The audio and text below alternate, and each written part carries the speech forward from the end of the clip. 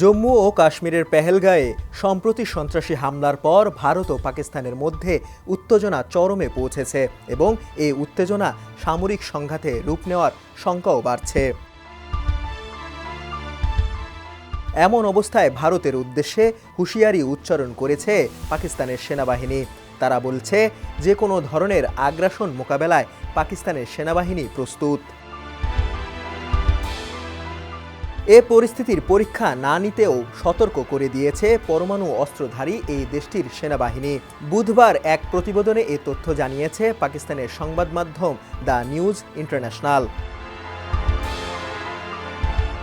সংবাদ মাধ্যমটি বলছে, আন্তঃবাহিনীর জনসংযোগ পরিদপ্তরের মহাপরিচালক লেফটেন্যান্ট জেনারেল আহমেদ শরীফ চৌধুরী জাতিকে আশ্বস্ত করেছেন যে প্রতিরক্ষা প্রতিষ্ঠানগুলো সর্বদা দেশকে রক্ষা করতে প্রস্তুত। একই সঙ্গে ভারতকে ধৈর্যের পরীক্ষা নেওয়ার বিরুদ্ধেও সতর্ক করেছেন তিনি। পাকিস্তানের এই প্রধান সামরিক মুখপাত্র বলেন, আমরা আগ্রাসন শুরু করতে যাচ্ছি না। আমরা অত্যন্ত দায়িত্বশীল একটি রাষ্ট্র এবং সর্বদা যুক্তি এবং গঠনমূলক সম্পৃক্ততার পথ অনুসরণ করব।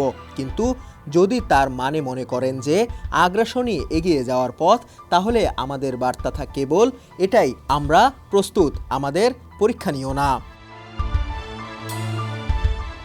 তিনি আরও বলেন, সশস্ত্র বাহিনী, বিমান বাহিনী, নৌবাহিনী অথবা অন্য কোনো প্রতিরক্ষা সম্পর্কিত প্রতিষ্ঠান সকলকেই প্রস্তুতিতে নিয়োজিত আছে।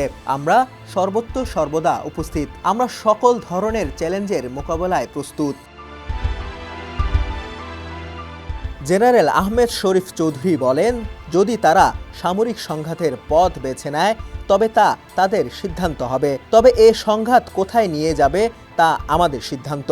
পাকিস্তান সেনাবাহিনী প্রতিশোধমূলক জবাবের জন্য সকল প্রস্তুতি সম্পন্ন করেছে উল্লেখ করে ডিজিআইএসপিআর আরও বলেন, পাকিস্তানি জাতি যে কোনো মূল্যে তার সার্বভৌমত্ব এবং অখণ্ডতা রক্ষা করবে। ডেস্ক রিপোর্ট, সমকাল।